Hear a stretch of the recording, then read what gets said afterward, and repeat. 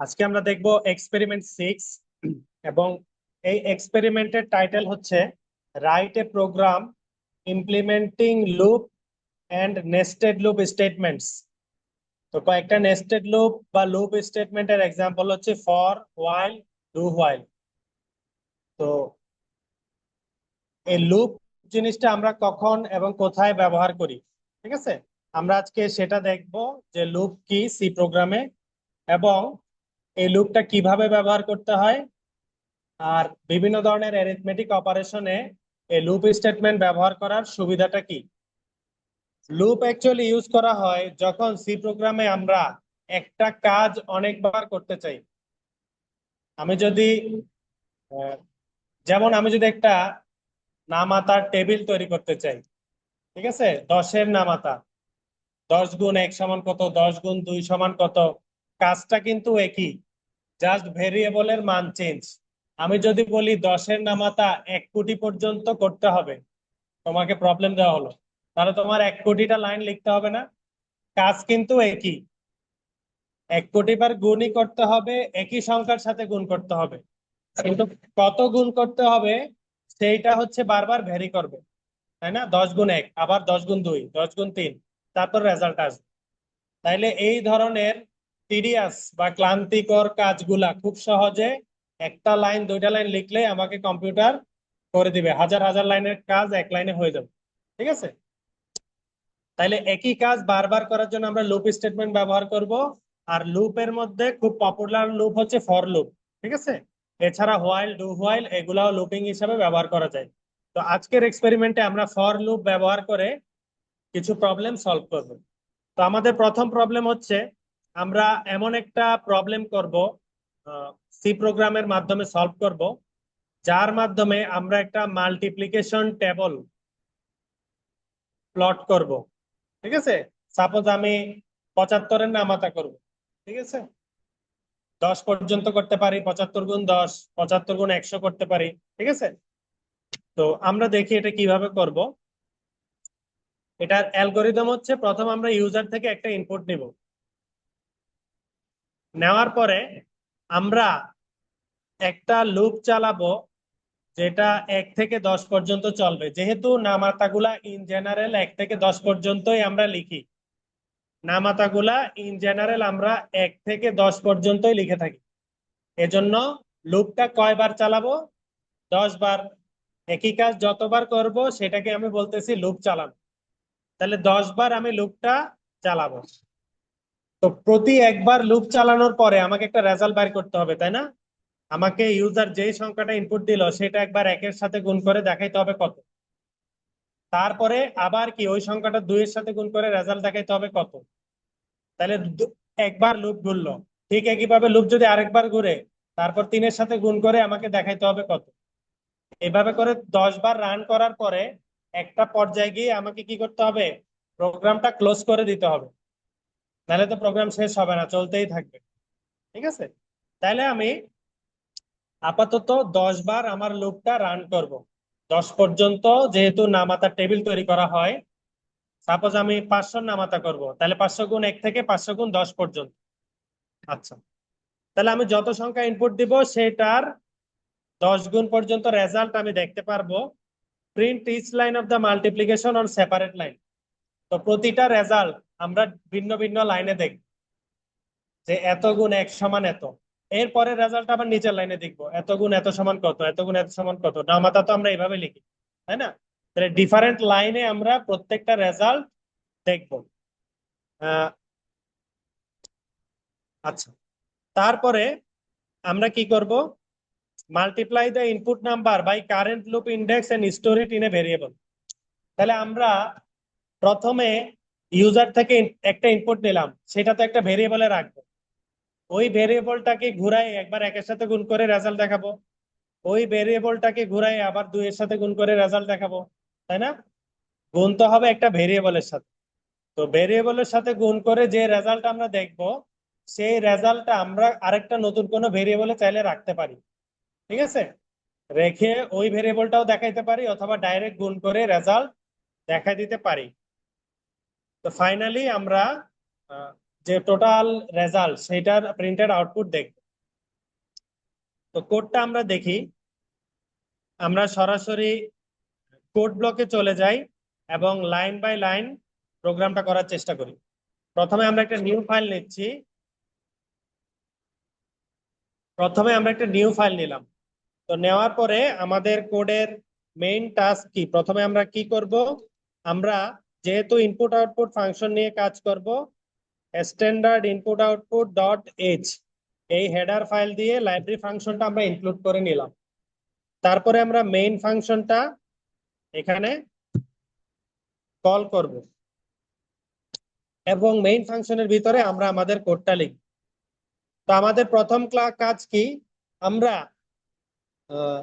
প্রথমে ইউজারের জন্য একটা মেসেজ দিব ডিসপ্লেতে যে একটা নাম্বার ইনপুট দাও। তো আমরা দিচ্ছি, লিখলাম এন্টার এন ইন্টিজার, একটা পূর্ণ সংখ্যা ইনপুট দেওয়ার জন্য আমরা ইউজারকে মেসেজ দিলাম। আচ্ছা, এরপরে ইউজার তো আমাকে ইনপুট দিবে, সেই ইনপুটটা নিয়ে কোন একটা ভেরিয়েবলে রাখতে হবে না? তাহলে সেই ভেরিয়েবলটা আমি আগে থেকে ডিক্লেয়ার করলাম, নাম দিলাম যে ইন্টিজার এ। এই ইন্টিজারের ভিতরে আমরা এ নামে একটা ইন্টিজার ভেরিয়েবল তৈরি করলাম। এখন ইউজার যে ইনপুটটা দিবে সেটা নিয়ে আমরা এর ভিতরে রাখবো। ঠিক আছে? তাহলে ইউজার কোনো ইনপুট কিবোর্ড থেকে যে দিবে সেটা মেমোরিতে পর্যন্ত পৌঁছানোর জন্য আমরা কি ইউজ করি, স্ক্যানএফ।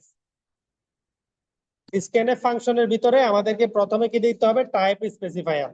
যেহেতু ইন্টিজার টাইপ ভেরিয়েবল আমরা দিব %d।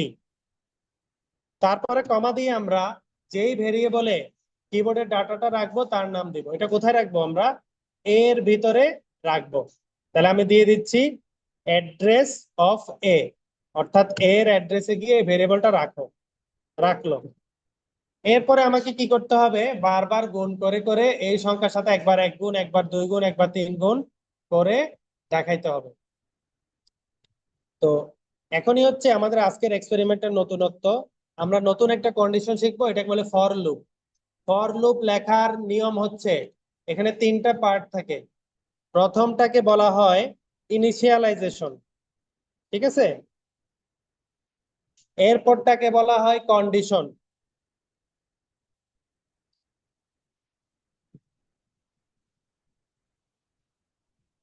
এরপরেরটাকে বলা হয় ইনক্রিমেন্ট।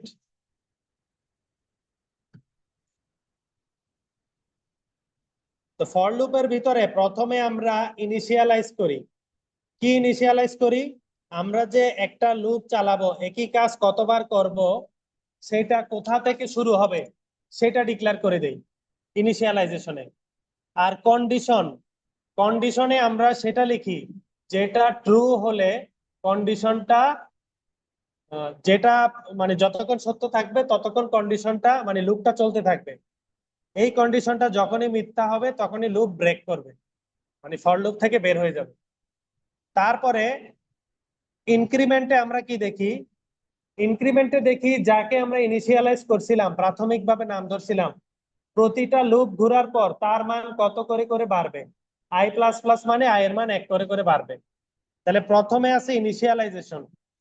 ইনিশিয়ালাইজেশন মানে কি, ইনিশিয়ালাইজেশন মানে হচ্ছে আমরা প্রোগ্রামটা যেখান থেকে রান করব, লুপটা যেখান থেকে শুরু করব, সেই লুপ শুরু করার জন্য একটা নতুন একটা ভেরিয়েবল আমরা মান নির্ধারণ করে দেই। তো আমি এখানে নাম দিলাম ইন্ট আই সমান 1। যেহেতু আমি আই জিনিসটা কি এটা প্রোগ্রামকে আগে থেকে চিনাই দেই নাই, এই জন্য এখানে ডিক্লেয়ার করে এখানে মান বলে দিছি। যদি আমি এখানে ডিক্লেয়ার করে দেই তাইলে আমার এখানে আর নতুন করে ডিক্লেয়ার করতে হবে না, সরাসরি আই ভেরিয়েবলের মান এখানে দিয়ে দিলাম। আচ্ছা, তাহলে আই এর মান 1 রাখলাম। এরপরে কন্ডিশন কি দিলাম, এই লুপটা আমি কয়বার চালাতে চাই, যেহেতু মাল্টিপ্লিকেশন করব 10 বার চালাবো, তাহলে আই এর মান যতক্ষণ 10-এর চেয়ে সমান বা ছোট থাকবে ততক্ষণ আমার একটা লুপ চলবে। সেই লুপটা কি, এখানের ভিতরে আমি যা কিছু লিখবো সেটাই ততবার রান হতে থাকবে ঘুরে ঘুরে ঘুরে ঘুরে। তাহলে এই কন্ডিশনটা যতক্ষণ আই এর মান 10-এর চেয়ে ছোট ততক্ষণ এই 9 থেকে 11 লাইন পর্যন্ত বারবার রান হবে।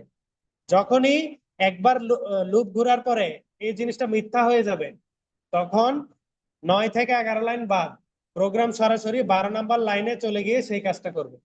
আর এটা কি, এটা হচ্ছে যখন এখান থেকে এখানে একবার রান সম্পন্ন হবে, সম্পন্ন হওয়ার পরে এই যে ভেরিয়েবলটা লুপ ভেরিয়েবল, সেই ভেরিয়েবলের মান বাড়বে। কত বাড়বে? 1 করে বাড়বে। আমি এখানে 1 করে বাড়াচ্ছি, চাইলে আমি লিখতে পারতাম আই সমান আই প্লাস 100, 100 করেও বাড়াইতে পারি। ঠিক আছে, তো আমি আই প্লাস প্লাস কেন দিলাম? কারণ প্রথমে আমাকে কি করতে হবে, ওই সংখ্যার সাথে 1 গুণ করতে হবে, তারপরে সেটা গুণ করে লুপটা আবার ঘুরলো, তারপরে কি করতে হবে, 2 গুণ করতে হবে না, যেহেতু মাল্টিপ্লিকেশন টেবল করতেছি। তাইলে লুপ ঘোরার পরে অটোমেটিক্যালি এখানে এটা লেখার কারণে কি হয়ে যাচ্ছে, আই এর মান 2 হয়ে যাচ্ছে। তারপরে আমি আই দিয়ে গুণ করলে 2 এর সাথে অটোমেটিক গুণ হবে। তারপরে আবার এই রেজাল্টটা শেষ হলো, আবার যখন এখানে চলে আসতেছে তখন আই এর মান আর 2 নাই, এখন আই এর মান হয়ে গেছে 3। তাহলে আমার এই আই এর সাথেই আবার ইউজার যেটা ইনপুট দিছে সেটা গুণ করে দিলে রেজাল্টটা দেখতে পাবো। ঠিক একইভাবে 10 বার যখন এই লুপটা ঘুরে আসবে তখন কি হয়ে যাবে, 10 বার ঘুরতে ঘুরতে মাল্টিপ্লিকেশন টেবিলটা আমার কাছে ডিসপ্লেতে চলে আসবে, এবং 10 বার ঘোরার পরে এই আয়ের মান হয়ে যাবে 11। আয়ের মান 11 হয়েছে মানে কি, এখন তো আর এই স্টেটমেন্ট রান করতেছে না, 11 <= 10, তখন এই লুপটা ব্রেক করবে। এই লুপটা ব্রেক করা মানে এই সেকেন্ড ব্র্যাকেট এতটুকুর ভিতরে যা লেখা আছে এগুলার কাজ করবে না, এগুলার কাজ এখন শেষ। তারপরে প্রোগ্রামের পরবর্তী সেকেন্ড ব্র্যাকেটের পর থেকে কাজ শুরু করবে। তাহলে মাল্টিপ্লিকেশন টেবিল করার জন্য আমাকে কি লিখতে হবে, ডিসপ্লেতে দেখাইতে চাইলে প্রিন্ট এফ, তাই না? প্রিন্ট এফ দিয়ে আমি কি দেখাবো, এত গুণ এত সমান এত, এভাবে দেখাবো না? মাল্টিপ্লিকেশন টেবিল আমরা কিভাবে দেখি, এত গুণ এত সমান এত। তাহলে আমরা কি লিখবো, আমরা ওই ফরম্যাটটাই লিখবো, লিখলাম %d গুণ %d সমান %d, এভাবে লিখি না? এখন কথা হচ্ছে কোন %dটা কি সেটা তাকে চিনাই দিতে হবে। প্রথম %dটা কি, আমরা নামাতার টেবিল এভাবে লিখি, 1 গুণ এত সমান এত, 2 গুণ এত সমান এত, তাই না? তাইলে প্রথম মাল্টিপ্লিকেশন টেবিলটা হচ্ছে 1 2 3 4 5 এভাবে ভেরি করবে প্রত্যেকবার। তাহলে এখানে ভেরি করতেছে কে, আইটা বারবার ভেরি করতেছে না প্রতিটা লুপে। তাহলে প্রথম %dটা হচ্ছে আমার আই। সেকেন্ড %dটা কি, ওই নির্দিষ্ট সংখ্যাটা যেটা ইউজার আমাকে ইনপুট দিছিল ওইটার সাথে তো গুণ করে করে নামাতার টেবিল তৈরি হবে। ওই সংখ্যাটা তো আমি নিয়ে এর ভিতরে রাখছিলাম, ইউজার যেটা আমাকে ইনপুট দিছিল। তাহলে দ্বিতীয় %dটা হচ্ছে আমার এ। আর তৃতীয় যে %d সেটা কি, সেটা হচ্ছে গুণফল, তাই না? গুণফলটা কত, তাই গুণফলের ভ্যালু তো আমার কাছে নাই, তাই না? তাহলে গুণফলের ভ্যালুটা আমি কি করতে পারি, নতুন আরেকটা ভ্যালু নিতে পারি, নাম দিলাম এম। এই ভেরিয়েবলের ভিতরে আমি কি করলাম, গুণফলটা রেখে দেই। গুণফল কত, এ গুণ আই। তাহলে কি হবে, এটা লেখার মাধ্যমে কি হইলো, এটার মধ্যে গুণফলটা বারবার স্টোর হইতে থাকবে, একবার লুপ করলে নতুন একটা গুণফল আসবে, আবার লুপ করলে নতুন একটা গুণফল আসবে, তারপরে সেই গুণফলটা আমি এখানে প্রিন্ট করে দেব। তাহলে এতটুকু যদি আমি রান করি তাহলে কি হবে, 1 থেকে 10 পর্যন্ত আমাকে নামাতাটা সে দেখাবে। এখন বলছি না প্রতিবার নতুন নতুন লাইনে দেখবো রেজাল্টটা, তো প্রতিবার নতুন লাইনে দেখার জন্য আমরা এখানে দিয়ে দিচ্ছি \n। \n দিলে প্রতিবার আউটপুট গুলা নতুন নতুন লাইনে আমাকে দেখাবে। তাহলে প্রোগ্রামটা আমরা বিল্ড এন্ড রান করি, সেভ করলাম, রান করলাম, এখানে একটা ফল্ট দেখাচ্ছে, এখানে সেমিকোলন দিয়ে নেই, সেমিকোলন দিয়ে দিলাম, বিল্ড এন্ড রান করলাম, আমাকে এখানে দেখাচ্ছে এন্টার এন ইন্টিজার। আমি সাপোজ এখানে 17 নামাতা দেখবো, ঠিক আছে?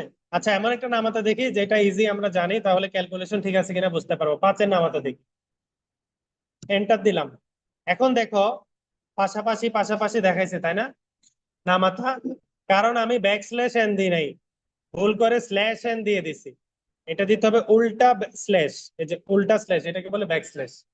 এখন আমি রান করে দেখি, আমি 5 নামাতা দেখবো, 5 দিয়ে আমি এন্টার দিলাম, তাহলে সে কি করলো, 5 নামাতার টেবিল আমাকে এই 3 সেকেন্ডের মধ্যে প্লট করে দিল।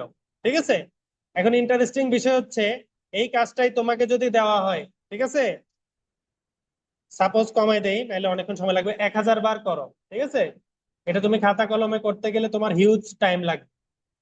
তো এই কাজটাই, তাও দিলাম মনে করো 179 নামাতা, তাহলে এই কাজটাই আমাকে সি প্রোগ্রাম খুব সহজে করে দিবে। 179 দিয়ে দিলাম, ঠিক আছে।